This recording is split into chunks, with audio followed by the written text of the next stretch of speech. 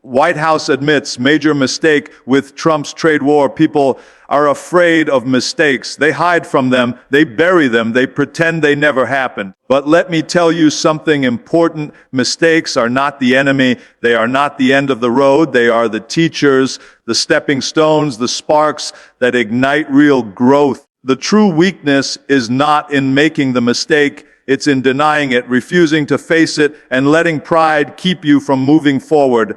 When you acknowledge your mistake, you take back control, you reclaim the power, because only when you admit where you went wrong can you begin to set it right.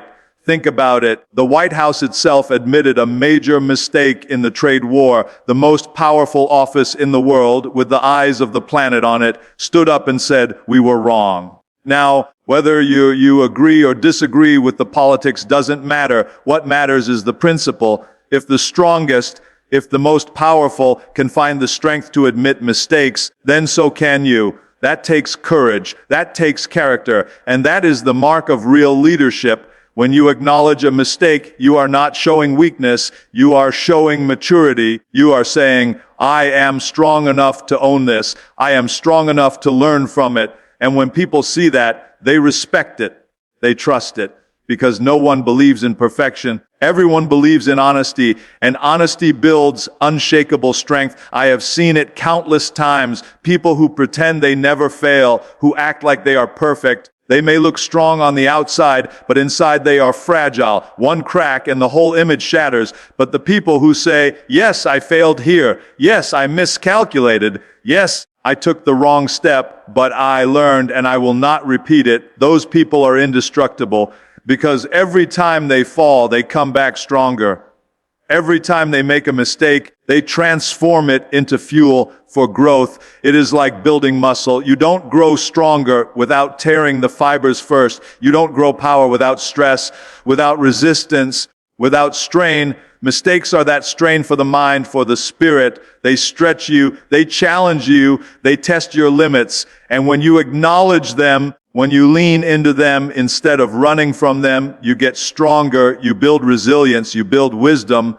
But acknowledgement is not just about saying, I was wrong. It's about action. It's about taking responsibility. It's about standing up and saying, I accept what happened, and now I will fix it. It's about learning from the pain, the loss, the setback, and using it as a weapon for your next battle. If you don't acknowledge the mistake, you repeat it. If you acknowledge it, you conquer it. Let me tell you, the most successful people in the world are not the ones who never make mistakes. They are the ones who make mistakes all the time, but they admit them faster than anyone else. They learn from them quicker than anyone else, and they rise above them stronger than anyone else. They don't waste energy covering it up. They don't waste time pretending. They face it head on. They take the lesson and they move forward with twice the momentum. That is how champions are built. You cannot grow without failure. You cannot improve without setbacks. And you cannot master anything in life without admitting where you fall short. The truth is, the sooner you acknowledge your mistakes, the sooner you set yourself free from them. The longer you deny them, the heavier they drag you down. They become chains holding you back, suffocating your progress. But acknowledgement, that is the key that breaks the chains. That is the first step to freedom, the first step to building something greater than before. So don't hide, don't cover, don't pretend, stand tall, own your mistakes, embrace them, say it with strength. Yes, I failed. Yes, I made the wrong choice. And now I will use this failure as fuel. I will turn this setback into my advantage. Do this and watch how fast your life begins to transform, because the mistake does not define you. The acknowledgement, the recovery, the growth, that is what defines you. Every mistake is a lesson. Every lesson is a tool, and every tool can build a stronger, more unstoppable version of you. The world doesn't need people who act perfect. The world needs people who are real, who are brave enough to say the truth, who have the strength to admit they were wrong, and the fire to come back stronger than ever. That is not weakness. That is greatness. That is the true power of acknowledgement. Failure, the word alone makes people tremble. They treat it like a curse, like a door slamming shut, like the end of the road. But failure is not the end. Failure is the beginning. Failure is the teacher that no school can give you, the coach that no textbook can replace, the experience that no success can ever match. You see, success is beautiful, but it does not teach you much. It makes you feel good. It makes you feel accomplished, but it rarely forces you to grow. Failure, on the other hand, is the fire that burns away weakness. It strips away illusions. It shows you the truth. And when you are brave enough to learn from it, it becomes the most powerful weapon in your arsenal. Every great achievement in history is built on failure. Every champion, every leader, every innovator has been brought to their knees by mistakes and setbacks. What separates them from the rest is not that they failed less, but that they refused to waste the failure. They took it, they studied it, they absorbed the lesson, and they rose again. This is the power of learning from failure. It transforms the pain of defeat into the foundation of victory. The first step in learning from failure is humility. You must drop your pride. You must face the truth. When something goes wrong, when your plan collapses, when you fall flat, you cannot run away or pretend it didn't happen. You must look it in the eye and ask, why did this happen? What can I take from this? That moment, that honest reflection is where growth begins. It hurts, it stings, it feels like a wound, but wounds heal stronger when you tend to them, and every scar becomes a reminder of what not to do again. Think of failure as feedback. When you fail, the world is not telling you to stop. The world is telling you, not this way, adjust, adapt, improve. It's like lifting weights. If you pick up a heavy barbell and you cannot push it all the way up, that is failure, but it is also feedback. It tells you where your strength is and where you must get stronger. You don't quit the gym because the bar was too heavy. You train harder, smarter, until one day that same barbell flies up with power. Life works the same way. Failure teaches resilience. Every time you fail, you face a choice to stay down or rise again. And every time you rise again, you build muscle, not physical muscle, but mental muscle, emotional muscle, spiritual muscle. You become tougher, sharper, harder to break. Success never builds that kind of toughness. Failure does. Success whispers, but failure shouts. It forces you to listen. It forces you to evolve. Failure also teaches innovation. Think about it. If everything worked perfectly the first time, no one would ever change. No one would ever improve. No one would ever discover anything new. But when something breaks, when a system collapses, when an attempt fails, it pushes the mind to find another way. Failure is the spark of creativity, the birthplace of breakthroughs. The light bulb was not invented on the first try. It came after thousands of failures. Each failure taught a lesson. Each lesson shaped the path, and in the end, the failure created the success. But the most important power of learning from failure is confidence, not the false confidence of pretending to be perfect, but the real confidence that comes from survival. When you fail and you rise again, you begin to realize something incredible. You cannot be broken. Yes, you will fall. Yes, you will bleed. Yes, you will stumble, but you will not stay down. You begin to trust yourself. You begin to believe in your own ability to handle whatever comes. And that kind of confidence is unshakable. So many people never reach their full potential because they are afraid to fail. They never take the risk. They never try the difficult path. They never step into the unknown. And because of that fear, they never grow. But those who embrace failure, those who chase challenges knowing they might fall, they are the ones who discover their true strength. They learn faster, they rise higher, and they achieve more. You must change how you see failure. Do not treat it as the enemy. Treat it as your greatest teacher. When you stumble, when you lose, when you get knocked down, don't waste it. Don't drown in self-pity. Don't make excuses. Study it. Learn from it. Use it. Ask yourself, what is this failure trying to teach me? How can I turn this pain into progress? And then take that lesson and move forward with twice the fire, twice the wisdom, twice the determination. The truth is, you will fail again and again.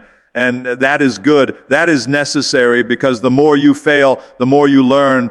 The more you learn, the more unstoppable you become. The people who fear failure will always stay behind. The people who embrace it will always lead the way. Failure is not the end of success. Failure is the foundation of success. Every scar, every mistake, every loss is part of the story that makes victory so powerful. Learn from failure, and you will rise above it. Learn from failure, and you will transform it into your greatest strength.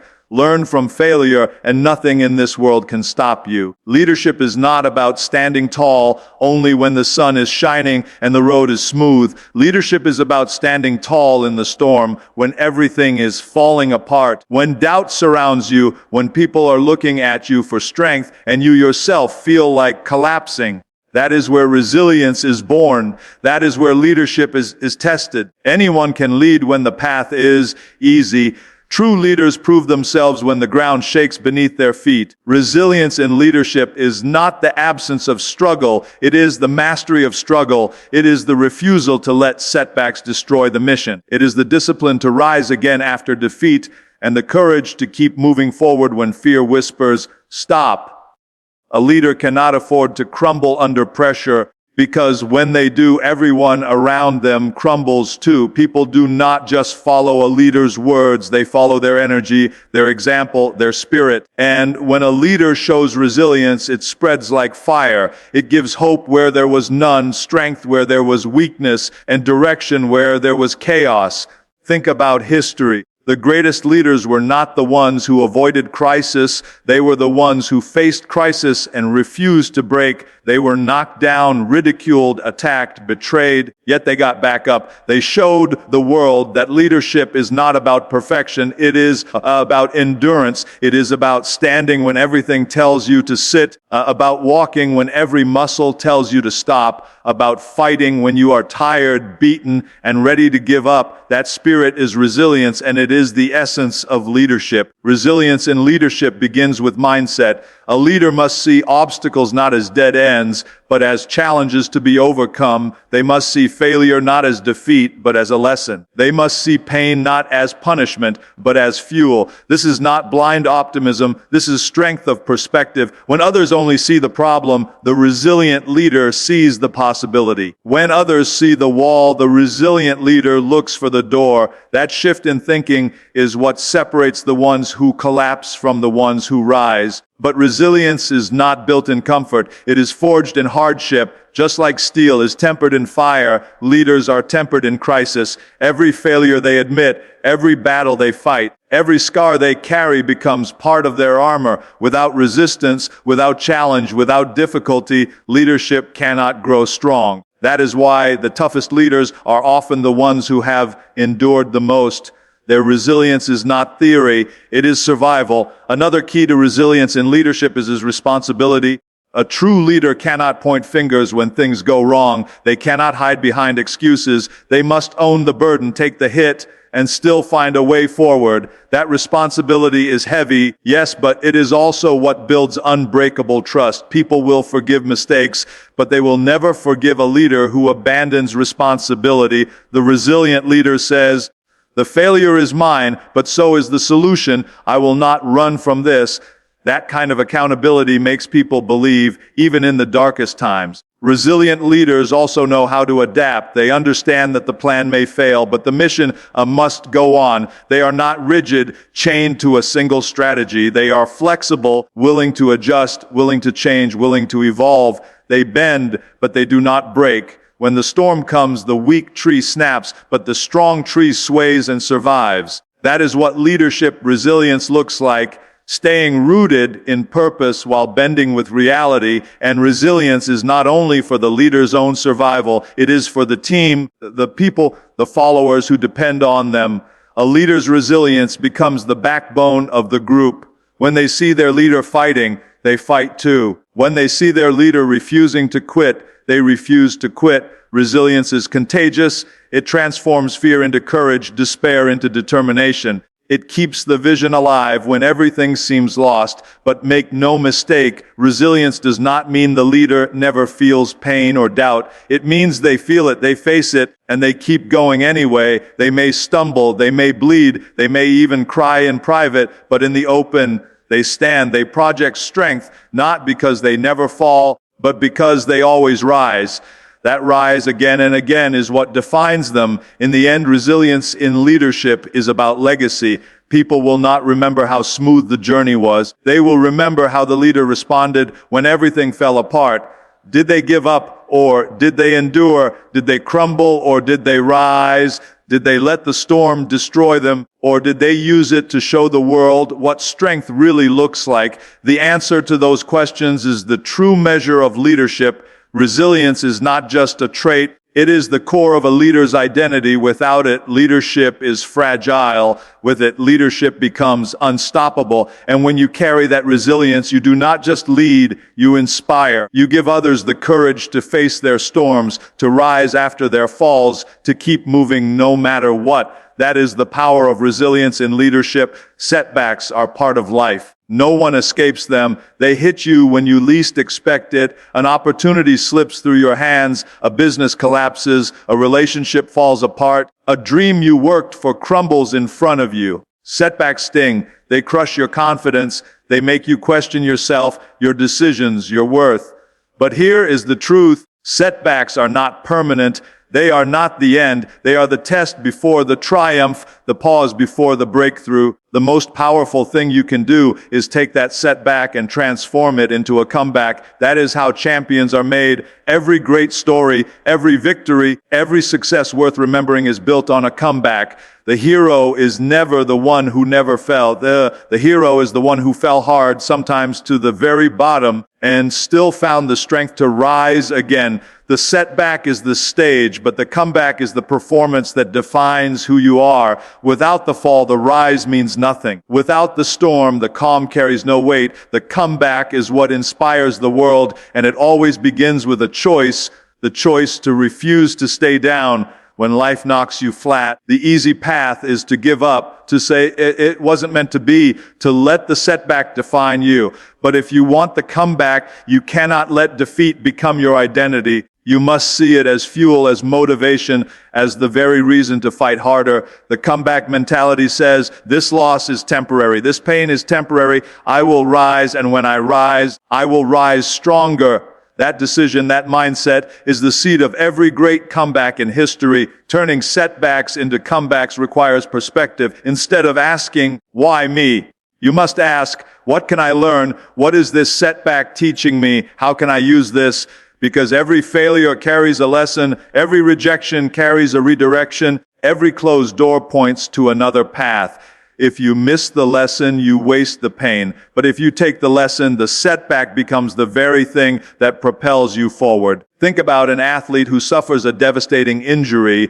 To many, that looks like the end, but the resilient athlete uses that time to rebuild, to strengthen, to train smarter. When they return, they are not only healed, they are improved. They turned the setback into an advantage. Or think about an entrepreneur who loses everything in a failed venture. That setback could destroy their confidence forever. But the ones who rise again, who take the lessons of the failure and apply them, often build something far greater than before. The comeback does not erase the setback, it builds on it. The power of a comeback also lies in resilience. You must be willing to endure the grind, to push through the pain, to stay focused when it feels hopeless. Comebacks are not handed to you, they are earned through persistence. They demand patience, discipline, and faith in yourself when others stop believing. That is why comebacks inspire people so deeply, because they show that the human spirit cannot be broken. And here is the truth: the bigger the setback, the greater the comeback.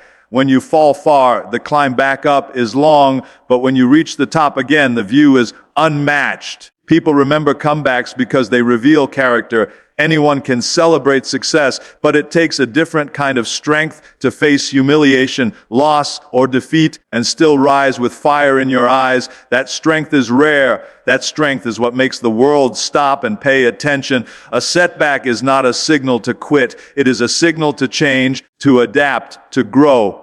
Sometimes it means your plan wasn't right. Sometimes it means your timing wasn't ready. Sometimes it means you had more to learn, but it never means you are finished. It never means you cannot win. The setback is the universe asking you, how badly do you want this? Are you willing to fight again? Are you willing to start from the bottom and claw your way back up? If the answer is yes, then your comeback is inevitable. The beauty of a comeback is that it makes you appreciate the victory more.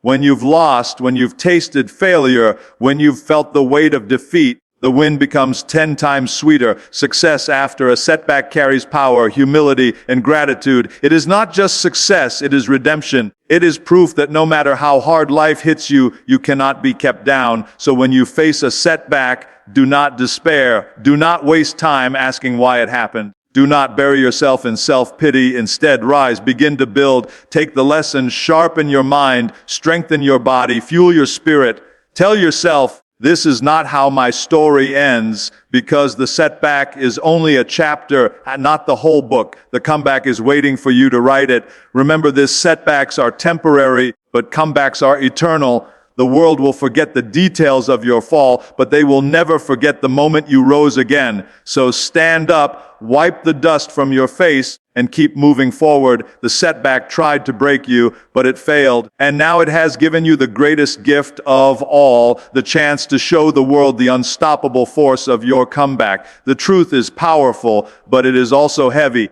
Many people run from it because it is uncomfortable, because it exposes flaws, because it reveals mistakes that pride wants to hide. Yet the truth is the foundation of real strength, and telling it requires more courage than any battle you will ever fight. To tell the truth when it is hard, to speak it when silence would be easier, to admit it when lies could protect you. This is where real courage is born. People think courage is only about facing danger, about standing on the battlefield, about confronting physical threats. But there is another kind of courage that is even greater, the courage to be honest. It takes guts to admit when you were wrong. It takes strength to say what others are too afraid to say. It takes heart to look in the mirror and speak the truth about yourself. That is why so few do it, and why those who do are remembered as leaders, as examples, as forces of change. Telling the truth is not weakness. It does not make you small. In fact, it is the opposite. Lies may look like strength because they hide your vulnerabilities, but they are nothing more than fragile glass waiting to shatter. Truth is steel. Truth is unbreakable. When you build your life, your leadership, your reputation on truth, no storm can destroy it. Lies collapse under pressure, but truth only grows stronger when tested. Think about it. When the White House admitted mistakes during the trade war, it was not a show of weakness. It was a demonstration of courage. Imagine the pressure, the criticism, the eyes of millions watching. To stand there and admit fault takes more strength than pretending nothing went wrong, because denial only delays collapse. But truth allows for rebuilding. That same principle applies to you. When you speak the truth, no matter how hard it is, you open the door to growth, to trust, to real progress. The courage to tell the truth is also the courage to face consequences. Not everyone will like your honesty. Some will resist it. Some will attack you for it. Some will turn away from you because it forces them to face realities they don't want to see. But the alternative, living in lies, hiding in shadows, is worse. Lies may protect you today, but they will destroy you tomorrow. Truth may cost you today, but it will reward you tomorrow. That is why courageous people always choose truth. In leadership, truth is everything. A leader who lies to their people eventually loses them. A leader who hides behind excuses eventually collapses. But a leader who speaks honestly, who admits mistakes, who acknowledges the struggle, people will follow that leader through fire. Why? Because honesty builds trust, and trust is the fuel of leadership. Without trust, you have nothing. And there is no trust without truth. But courage to tell the truth is not just for leaders. It is for every person who wants to live free. When you lie to yourself, when you deny your failures, when you pretend to be something you are not, you become your own prison guard. You chain yourself with illusion. But when you tell the truth, when you admit your weaknesses, when you acknowledge your fears, when you accept your flaws, you gain power over them. You cannot change what you refuse to face. Truth sets you free because it gives you the starting point for transformation. Of course, truth is not always comfortable. It may hurt, it may sting, it may break relationships, shatter illusions, force painful change, but courage is not about avoiding pain. Courage is about facing pain, enduring it, and becoming stronger because of it. And the pain of truth is always better than the poison of lies. Lies may comfort you for a moment, but they rot your spirit from within. Truth may wound you for a moment, but it heals you for life. Look at the people you admire most. They are not the ones who pretended to be perfect. They are the ones who admitted they were human, who showed their scars, who spoke with honesty even when it cost them everything. That is why their words carry weight. That is why their legacy endures, because truth lasts forever, lies die quickly. So when you stand at a crossroads and the easy path is to hide, to cover, to lie, choose the harder path. Choose truth. When you make a mistake, admit it. When you feel fear, acknowledge it. When you have something important to say, speak it, even if your voice shakes. That is courage. That is strength. That is freedom. The courage to tell the truth is not just about words. It is about how you live. Live honestly. Stand honestly. Live honestly. Build your life on truth, and it will be unshakable. Yes, you will face criticism. Yes, you will face resistance.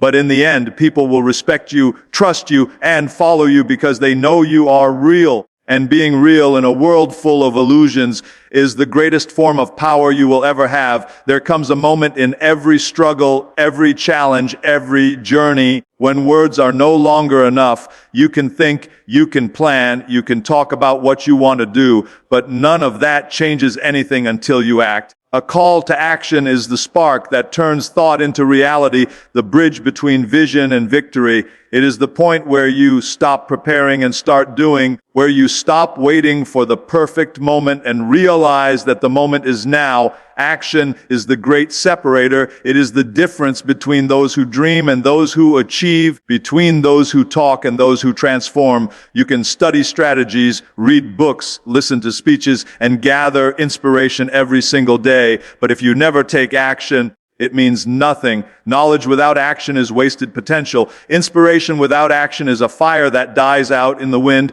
The world does not reward intention, it rewards execution. That is why a call to action is so powerful. It demands that you step out of your comfort zone, that you take risks, that you put your courage into motion.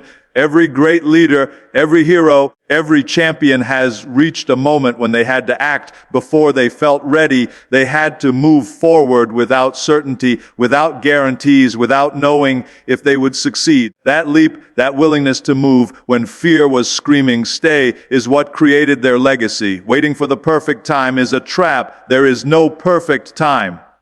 There is only now. And if you act now, you create the momentum that carries you forward. A call to action is not just about big, dramatic moves. Sometimes it is about small, consistent steps that build into something unstoppable. One workout does not make you strong, but 100 workouts transform your body. One conversation does not build a relationship, but 100 honest talks create unbreakable trust. One bold step in your career does not make you a leader, but 1,000 small acts of courage do. Action compounds.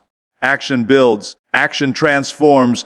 That is why you must start, no matter how small the step. But action requires responsibility. When you act, you expose yourself to failure. You open yourself to criticism. You risk falling short. That is why so many people stay in the shadows. They are afraid of what happens when their dreams collide with reality. But here is the truth. Inaction is the greater risk. If you never act, you never fail, but you also never succeed. You remain stuck, stagnant, trapped in what if. And a life of what if is a life wasted. Action may lead to failure, but even failure moves you forward because it teaches, it strengthens, it builds resilience. Inaction teaches nothing. A call to action also means ownership. No one is coming to save you. No one is going to hand you the life you want. If you want change, if you want progress, if you want victory, it is on you to take the first step. You must become the driver, not the passenger. Too many people wait for permission, wait for the right right conditions. Wait for someone else to lead the way. Stop waiting. Lead yourself. Create your own opportunity. Carve your own path. That is what action means. And do not underestimate the ripple effect of action. When you move, you inspire others to move.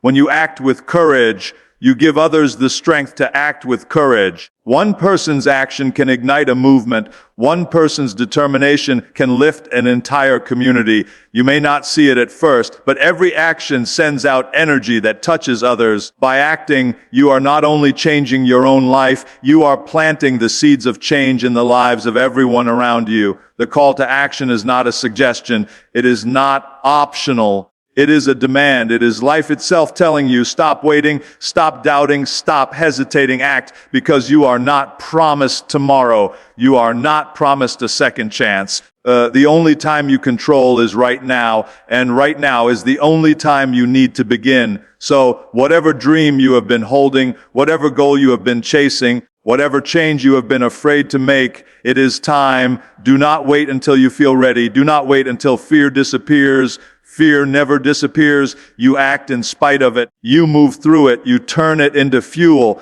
That is courage, and courage always begins with action. The world belongs to those who act. The victories, the breakthroughs, the triumphs are waiting for those who are willing to step into the arena, to risk failure, to put their sweat, their effort, their energy into motion. Talk is cheap.